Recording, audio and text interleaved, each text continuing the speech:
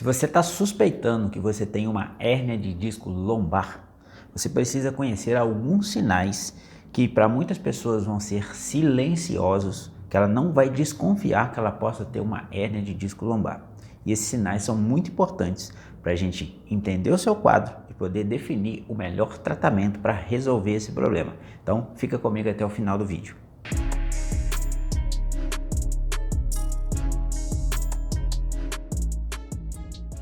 Hérnia de disco lombar é um dos diagnósticos que eu mais escuto no dia a dia aqui no consultório, seja nos atendimentos presenciais, seja nos atendimentos online. Muitas pessoas já fizeram ressonância e já chegam dizendo que deu uma hérnia de disco L5, S1, L4, L5, L3, L4. Independente da região, esse é um dos diagnósticos dados pelos médicos que eu mais escuto aqui no meu dia a dia. Só que muitas vezes essas hérnias de disco não são a causa real do sintoma da pessoa. Pode ser que você não saiba disso, pode ser que você já viu eu falando sobre isso em algum outro vídeo, mas a verdade é essa. A maioria das hérnias de discos, elas são assintomáticas. O que significa isso? Elas não geram sintomas. Então, por exemplo, eu não tenho nada e pode ser que se eu faça um exame de ressonância, identifique uma ou mais hérnias de disco na minha coluna. Porque com o envelhecimento, com o estilo de vida nosso, é natural que podem surgir essas hérnias. E aí o próprio corpo ele vai administrar isso e fazer com que ela não gere nenhum problema para a gente. Porém, existe um número menor que sim podem causar sintomas. E aí que você tem que estar atento para identificar esses sintomas que muitas vezes pode confundir com outras coisas e aí sim buscar o melhor tratamento para resolver o seu problema. Quais são esses 3 sinais aí silenciosos de uma hérnia de disco lombar? O primeiro sinal é uma dormência na perna ou no pé. Muitas vezes a pessoa com hérnia de disco, porque a hérnia vai gerar uma compressão do nervo e essa compressão se pega no ramo sensitivo do nervo, pode sim gerar uma dormência na perna como um todo ou em alguma região específica ou apenas no pé. Então a pessoa nunca sentiu e a partir de agora ela começa a sentir o pé ficando dormente, alguma região dos dedos ficando dormente, e é uma dormência que fica constantemente. Não é aquela dormência ali que quando você fica numa posição estranha, comprime o nervo e aí na hora que você levanta aparece a dormência, mas daí a pouco você movimenta e ela some e tá tudo bem. Não, é uma dormência que fica mais constante, às vezes mais fraquinha, às vezes mais forte, depende do grau de compressão neural que está acontecendo ali. O segundo sinal silencioso é a fraqueza na perna. A pessoa começa a perceber que aquela perna do lado onde ela está sentindo alguma dor, alguma coisa, ela vai ficando mais fraca. Então, às vezes, para subir uma escada, ela vai ter dificuldade de usar aquela perna. Ela acaba repetindo usando apenas um lado do corpo. E aquela perna ali onde ela sente que tem alguma coisa estranha, parece que fraqueja em algum momento, parece que na hora que ela vai dar um passo ali, dá uma sensação que vai falhar. Essa sensação de fraqueza na perna pode sim ser um sinal de uma hérnia de disco lombar. E o terceiro sinal é dor na panturrilha. Às vezes, o que acontece, que é muito comum de acontecer? A pessoa com uma hérnia de disco sintomática, ou seja, aquela hérnia de disco que de fato está causando sintoma na pessoa, ela vai relatar pra gente uma dor mais forte na panturrilha e não na lombar. Muitas vezes a pessoa acha que está sentindo a lombar significa uma hérnia de disco, mas isso raramente acontece. Na maioria dos casos, a dor mais forte vai ser na panturrilha. A pessoa vai relatar um incômodo ali na panturrilha, além da dormência e da sensação de fraqueza.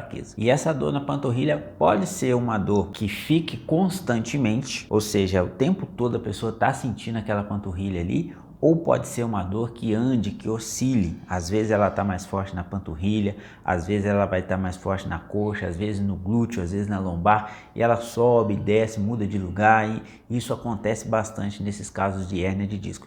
Porque o disco é uma estrutura que se movimenta ali na nossa coluna. Então, quando existe a herniação, que está causando a compressão do nervo, e dependendo do jeito que a gente movimenta, que a gente fica, ele pode mudar o ângulo dele de compressão. E isso pode impactar nessa mudança de dor. O pessoal fala muito, minha dor anda. Eu escuto muito isso dos pacientes. Isso é um sinalzinho aí que pode estar indicando que existe algum problema discal, e esse problema discal pode sim ser uma hérnia de disco. Mas é importante que vocês entendam, não significa que se você tem esses 3 sinais, que você tem uma hérnia de disco. Isso não é 100% de certeza. Para a gente ter 100% de certeza, precisa de ter esses sinais, além de alguns testes específicos que a gente pede o paciente para fazer, alguns testes de movimentação, alguns testes de mobilidade, que se dão positivo, junto a um exame de imagem que mostra que tem uma hérnia de disco naquele local específico, aí sim a gente bate o martelo para uma hérnia de disco lombar. verdadeira, no caso, né? Uma hérnia de disco que está gerando sintoma. Porque muitas vezes a pessoa vai ter esses sintomas e aí